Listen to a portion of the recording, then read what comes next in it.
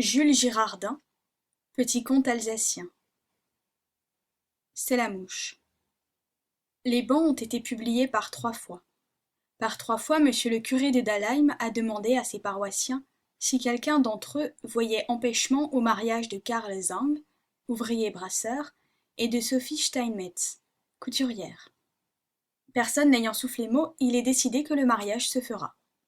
Il va se faire aujourd'hui même. Oui, pas plus tard qu'aujourd'hui. Monsieur le curé demandera solennellement: Karl Zang, prenez-vous celle-ci pour femme? Et Karl Zang, en rougissant, répondra: oui. Sophie deviendra décidément et pour toute la vie Madame Zang. Et tous les gens de la noce écriront leurs noms sur le grand registre de la sacristie, et tout sera fini à l'église. Et alors on se mettra à table, et alors on ne rira pas, non.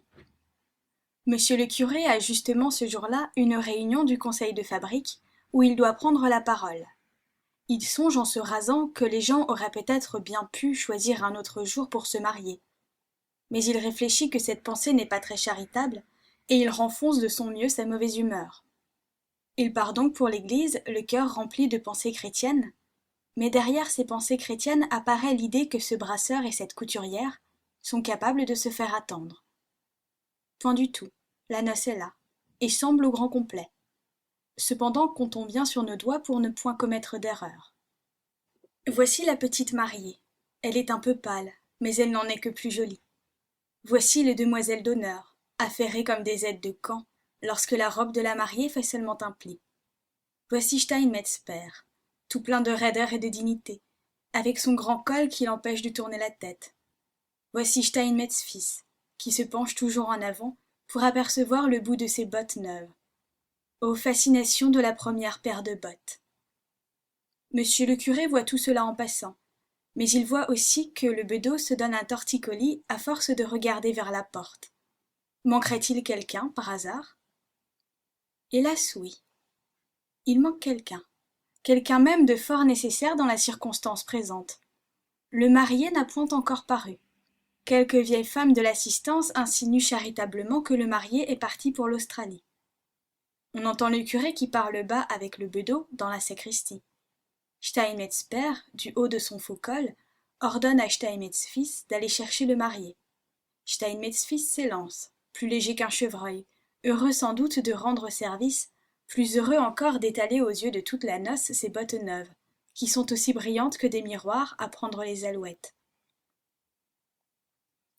Attente silencieuse. Tout le monde a perdu contenance. Ah, enfin, les voilà. Il était temps. Monsieur le curé était au supplice. Sophie se trouvait mal. Les demoiselles d'honneur lui prenaient les mains. Steinmetz père parlait de casser les reins à quelqu'un. Steinmetz fils était rouge d'avoir couru, mais il avait un air triomphant. Quant à Karl Zang, permettez-moi de vous dire qu'il avait l'air tout à la fois penaud et furieux. Sa figure n'était pas pourpre, elle était cramoisie. Voilà un joli coco, grommela un vieux colporteur, parent de la mariée.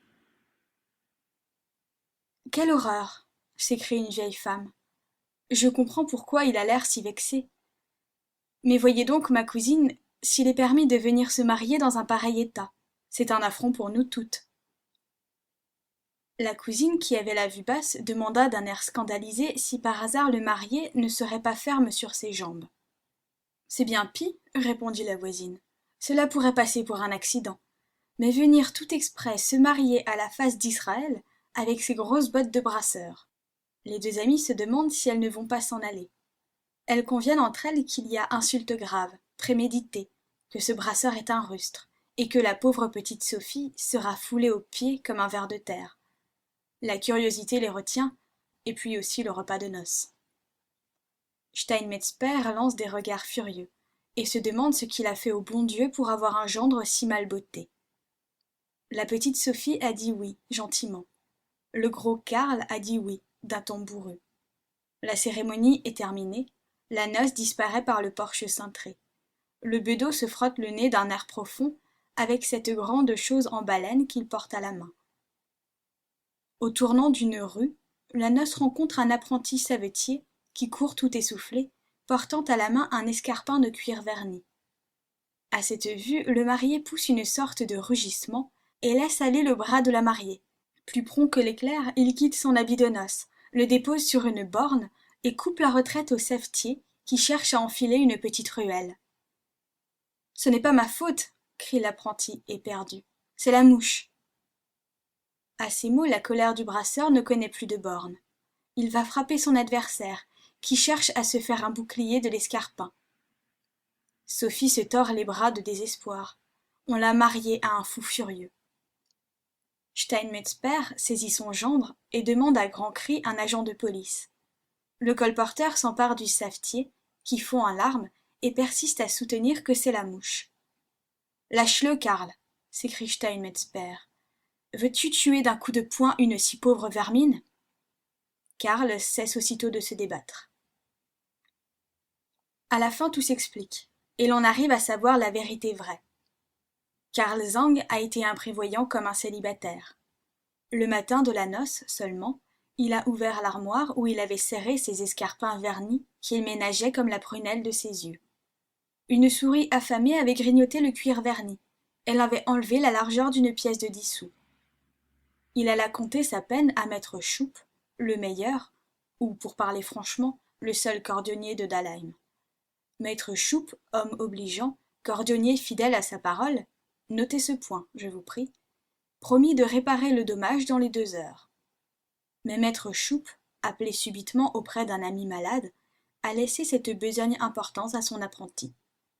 L'apprenti a juré ses grands dieux qu'il ne perdrait pas une minute. Maître Choupe est parti vêtu de sa houppelande, à boutons de cuivre, après avoir rouvert 2 fois la porte pour renouveler ses recommandations. Pour plus de sûreté, maître Choupe a taillé de ses propres mains, dans une pièce de cuir verni, la languette qui doit cacher le travail de la souris. Il a serré la pièce de cuir dans l'armoire et a emporté la clé. L'apprenti s'est mis à l'œuvre en sifflant comme un merle. Il avait ciré avec soin le fil, que les cordonniers, dans leur langue savante, appellent le lignol. Il avait commencé à percer les trous avec la seule haleine qui fût assez fine pour ne point laisser de traces. Il avait armé ses mains de la manique, ce demi-gantelet de cuivre qui préserve la peau des morsures du lignol fortement tiré. Il était prêt enfin à remplir sa promesse, quand une mouche le vint piquer à la joue. Oubliant que sa main était armée de la dure manique, l'apprenti s'administra un maître soufflet pour écraser la mouche. « Tu me le paieras !» s'écria-t-il, et lançant à toute volée les instruments de son métier, il se mit à la poursuite de la mouche. 20 fois il fut sur le point de la saisir, 20 fois elle lui échappa avec un bourdonnement moqueur.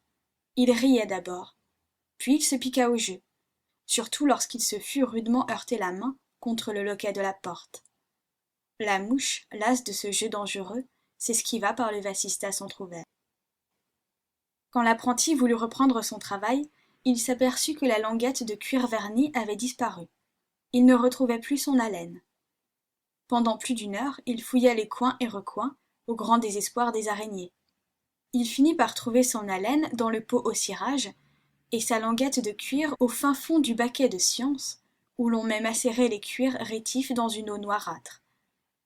Quel quart d'heure qu'il apporta à sa besogne, il entendit sonner l'heure fatale avant d'avoir achevé. Voilà pourquoi et comment les taquineries d'une seule mouche avaient exaspéré un apprenti savetier, impatienté un curé, aliéné un beau-père, poussé un brasseur au désespoir, et compromis la réputation d'un maître cordonnier qui jusque-là n'avait pas eu son pareil pour l'exactitude. Le récit de l'apprenti savetier dissipa peu à peu tous les nuages qui avaient assombri le commencement de cette belle journée. Cette histoire véridique contient beaucoup de leçons à l'adresse de tout le monde. Elle apprend aux célibataires qu'ils doivent avoir de l'ordre, sous peine de voir manger leurs souliers de noces par les souris. Aux maîtres cordonniers qu'ils ne doivent point se reposer sur leurs apprentis d'une besogne importante. Aux apprentis qu'ils doivent se défier des agaceries des mouches et aussi des fantaisies de leur cerveau.